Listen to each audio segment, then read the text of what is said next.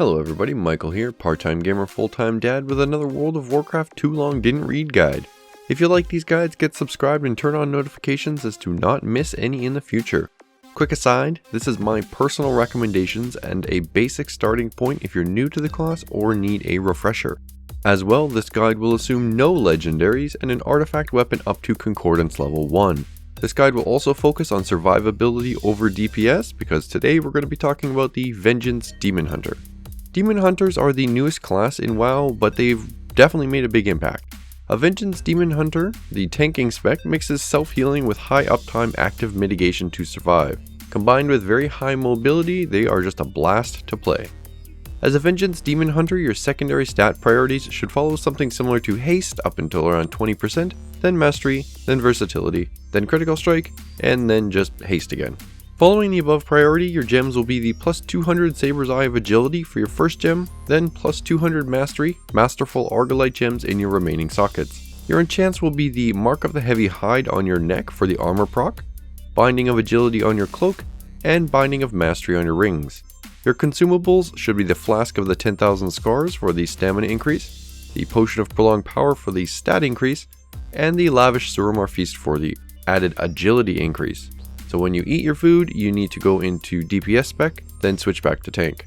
This is of course provided you're in a situation where you can utilize a feast. If no feast, the Nightborn Delicacy Platter is your best bet. For Vengeance Demon Hunters, a relic's eye level will almost always win out.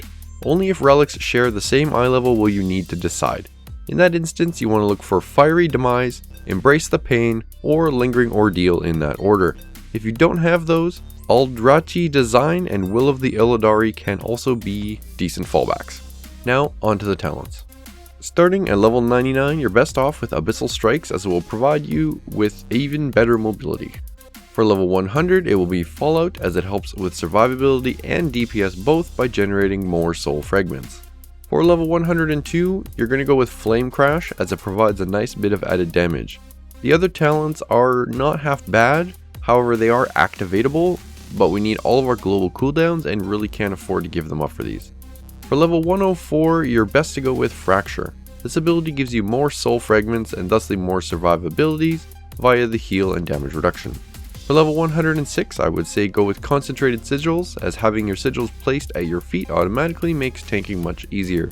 With that said though, Quickened Sigils is a decent pick if you find you're using all of your sigils regularly. You just need to be careful because, well, you have to target them.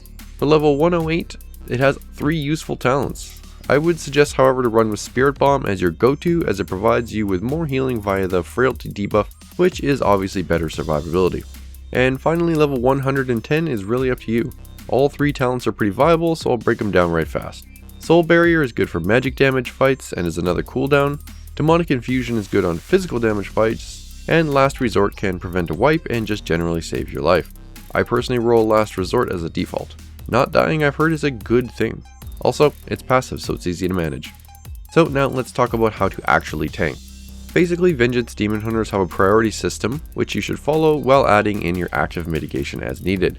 You want to use your artifact ability, Soul Carver, as close to on cooldown as you can, ideally while you have Fiery Brand active. However, this is not a requirement as you should not be delaying it too much to match it up. The gain there is strictly DPS, so it's not super important.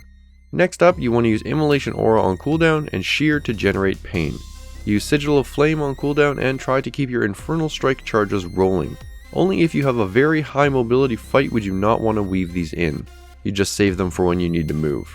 Use Fracture to generate more soul fragments and Soul Bomb when you have 4 or 5. That's basically it for your damaging abilities, some of which do provide you some defensive utility.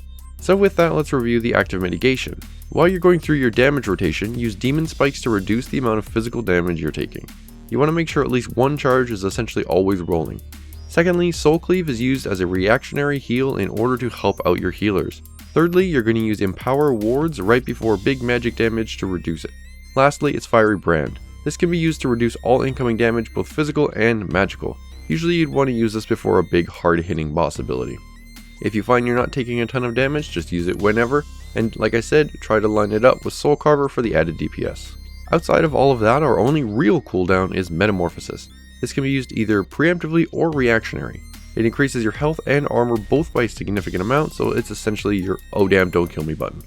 A couple other abilities worth mentioning that should be on your bars are Torment, which is your taunt, Consume Magic being your interrupt, all 3 sigils, and Infernal Strike being your main mobility ability. With that, we're done. Want to help out? Hit that like button if you liked the video, and leave a comment down below letting me know what you think. Thanks for watching, I'll see you in the next one. Also, double jump rocks.